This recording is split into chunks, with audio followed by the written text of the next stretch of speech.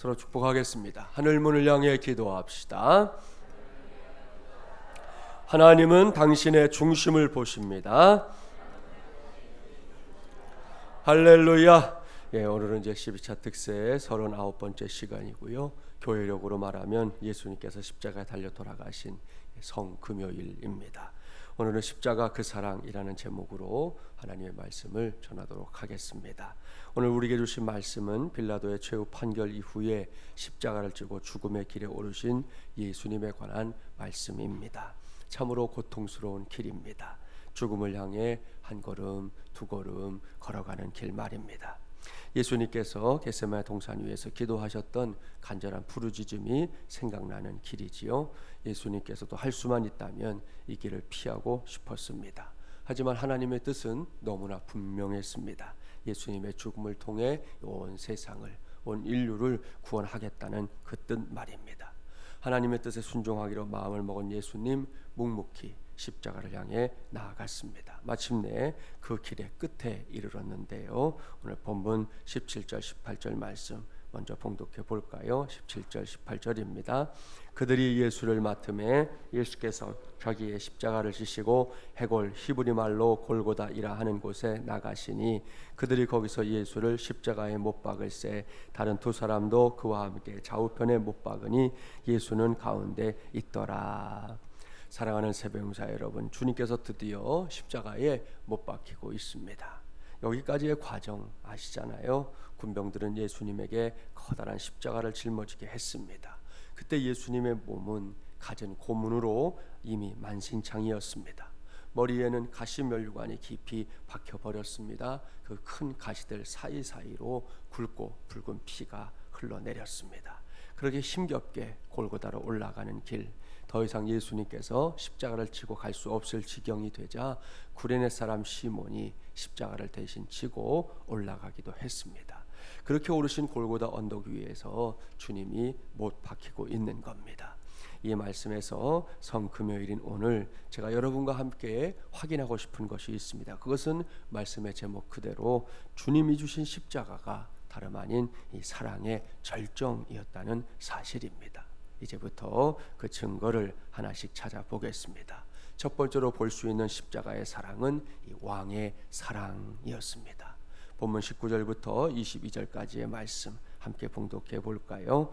빌라도가 패를 써서 십자가 위에 붙이니 나사렛 예수 유대인의 왕이라 기록되었더라.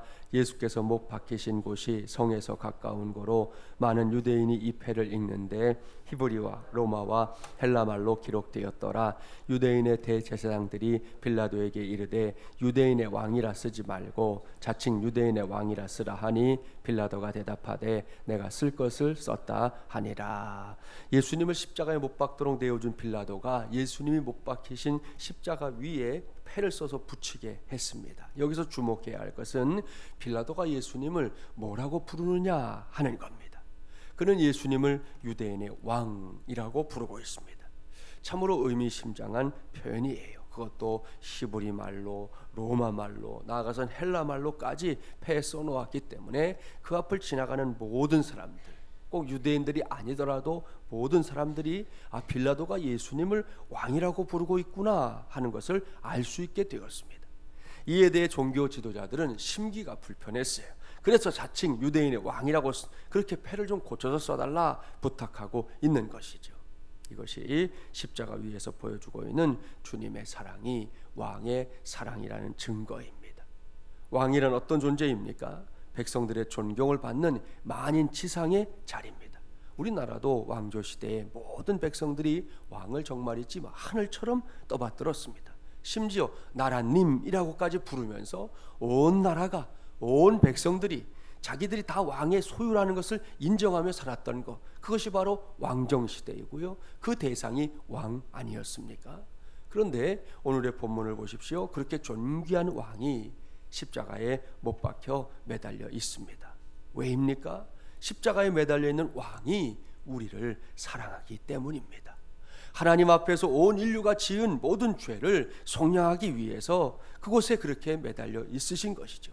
예수님께서는 이 길 외에는 그 어떤 곳으로도 자신의 백성들을 구원할 수 없다는 사실을 알았기 때문에 스스로 이 왕의 옷을 벗고 죄인의 옷을 입은 것입니다.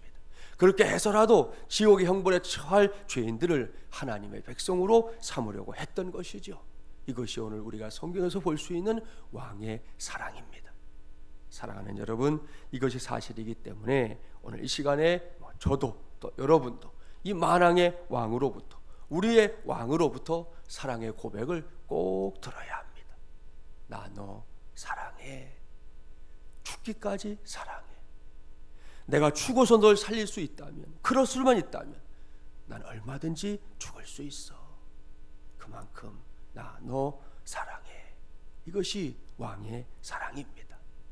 우리 모두가 더 이상 거부하거나 모른 척할 수 없는, 안 된다고 말하거나 그것은 나와 상관이 없습니다 라고 말할 수 없는 위대하고도 놀라운 사랑입니다. 항거할 수 없는 사랑입니다. 그 사랑의 왕이시여, 저도 왕을 사랑하나이다. 제가 왕의 사랑을 받을 만한 존재가 못 되지만 오늘도 변함없이 사랑하시는 그 왕의 사랑 앞에 저도 사랑을 올려드립니다. 그렇게 고백할 수 있는 저와 여러분이 되기를 주님의 이름으로 축복합니다. 두 번째로 본문에서 볼 수 있는 십자가의 사랑은 남김없이 다 주는 사랑이지요.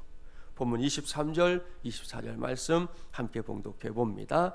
군인들이 예수를 십자가에 못 박고 그의 옷을 취하여 네 깃에 나눠 각각 한 깃씩 얻고 속옷도 취하니 이 속옷은 호지 아니하고 위에서부터 통으로 짠 것이라. 군인들이 서로 말하되 이것을 찢지 말고 누가 얻나 제비 뽑자 하니 이는 성경에 그들이 내 옷을 나누고 내 옷을 제비 뽑나이다 한 것을 응하게 하려 함이러라. 군인들은 이런 일을 하고, 처형되는 죄수의 옷을 이 사형 집행자인 병사들이 나누어 갖는 것은 당시의 관례였습니다.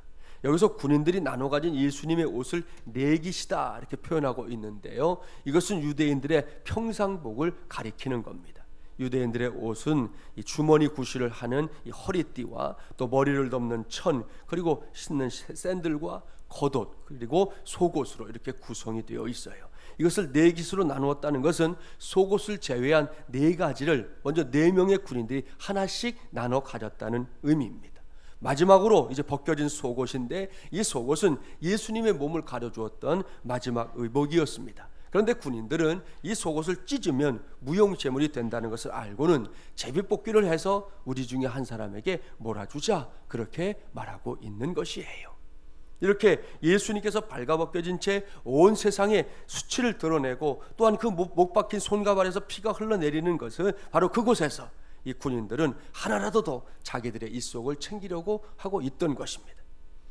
그런데 본문을 잘 보십시오. 이런 일이 벌어지고 있는 거 우연이 아닙니다. 겉으로 보면 그저 군인들이 자기 밥그릇 싸움하는 것 같아 보였지만 여기에도 하나님의 섭리가 있었다는 것이죠.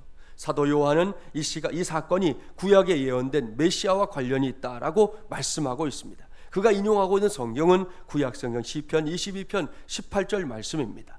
내 겉옷을 나누며 내 속옷을 제비 뽑나이다. 바로 이 말씀 말입니다. 이것은 장차 세상에 오실 예수님의 이 겉옷이 사람들에게 나누어지고 속옷은 제비 뽑히게 될 것이라는 이 고난에 대한 예언이었습니다. 얼마나 놀라운 일입니까? 결국 주님께서는 구약의 예언 그대로 자신의 겉옷도 속옷까지 모두 다 죄로 얼룩져 있는 인생들을 위해 내어주셨던 것이죠. 이것이 남김없이 다 주는 사랑, 바로 우리 주님의 사랑이었습니다. 어떤 것도 아까워하지 않고 다 내어주는 그런 사랑 말입니다. 사랑하는 새벽용사 여러분, 이 사랑이 갖고 있는 신비한 힘이 바로 여기에 있습니다. 사랑이 없으면요, 콩 한쪽도 누군가에 주는 게 어려워요. 아까워요. 그런데 사랑하면 엄청난 그 무엇인가를 해주면서도 더 해주지 못해 안달을 하게 됩니다. 때로는 그야말로 별짓을 다 하는 경우도 있지 않습니까?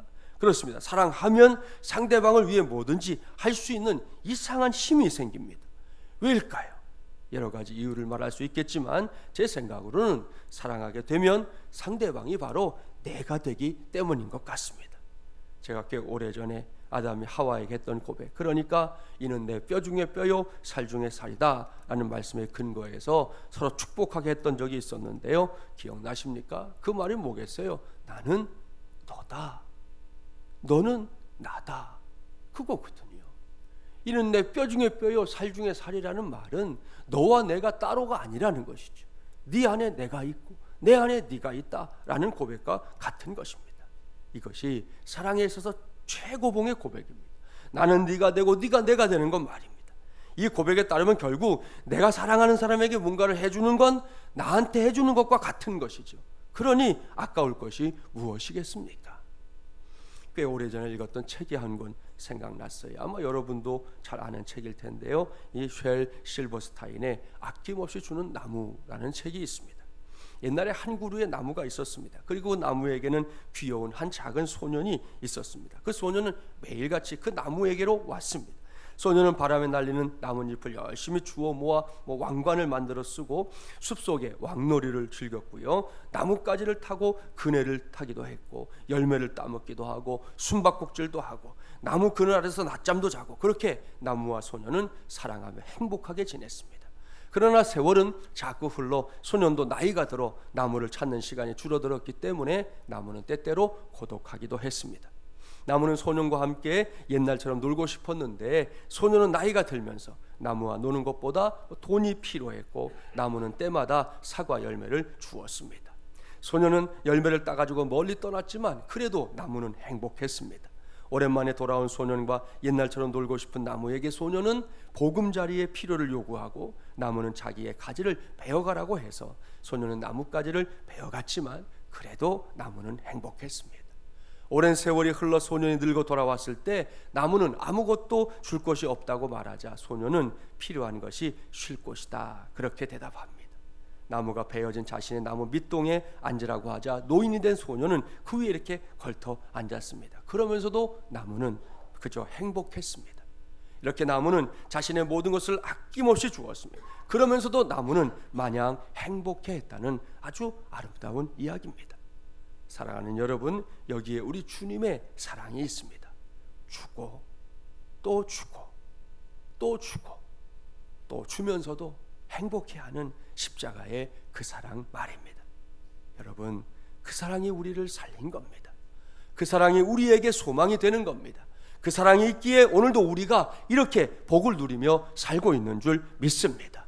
아무리 세파가 흉흉하고 오늘날 세상이 엎치락 뒤치락 어디로 가야 할지 모르는 세상이 됐다 하더라도 우리에게는 변함없는 사랑, 그 어떤 것으로도 흔들리지 않는, 그저 오늘도 남김없이 주는 것만 좋아하시는 우리 주님의 십자가의 사랑이 나를 향해, 우리를 향해 흐르고 있다는 사실을 명심할 수 있는 저와 여러분이 되기를 바랍니다. 바로 이 사랑의 주인공이 나라는 사실, 오늘도 분명하게 확인하고 돌아가는 우리 세배용사들이 되기를 주님의 이름으로 축복합니다. 세 번째로 본문에서 볼 수 있는 십자가의 사랑은 슬픔을 위로하는 사랑입니다.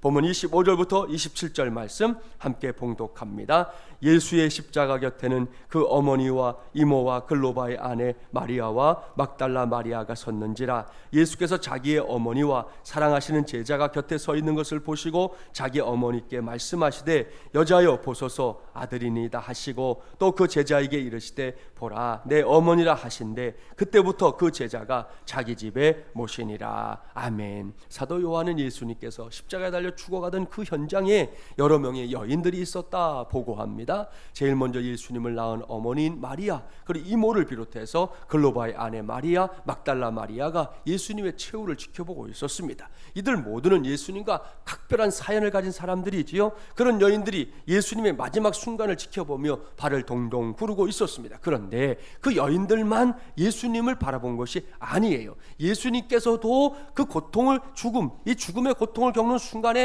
자신을 지켜보고 있는 여인들을 바라보았습니다. 특별히 자신을 낳아준 어머니 마리아의 모습이 가장 선명하게 보였습니다. 그래서 이미 피를 많이 흘려서 입술이 타들어가는 상황이었음에도 불구하고 예수님의 입술이 열리고 있는 거예요. 예수님께서는 당신이 사랑하는 제자, 그러니까 본문을 기록한 요한을 쳐다보면서 어머니에게 말씀하십니다. 여자여 보소서 아들이니이다. 그리고 곧 요한을 향해 말씀하셨지요. 보라 너의 어머니라. 이것이 오늘 본문에서 보여주고 있는 또 하나의 십자가 사랑입니다. 사랑하는 여러분, 무슨 말씀인지 잘 알 것입니다. 예수님께서 더 이상 자신이 모실 수 없게 된 어머니를 사랑하는 제자에게 위탁하고 있는 것이죠. 여기서 주님의 효심을 우리는 분명히 확인할 수 있습니다. 그러나 오늘은 이 말씀을 조금은 다른 관점에서 보려고 합니다. 그것은 앞서 말씀드린 대로 슬픔을 위로하는 사랑의 관점입니다. 생각해 보십시오. 비록 예수님을 성령의 역사로 동정녀의 몸으로 잉태하고 출산한 마리아지만, 그렇다고 해서 예수님을 볼 때 그녀의 마음속에 모성애가 없었겠습니까? 있었습니다. 더욱이 예수님의 어린 시절은 같은 동네에서 태어난 아이들과 별반 다를 것이 없었어요.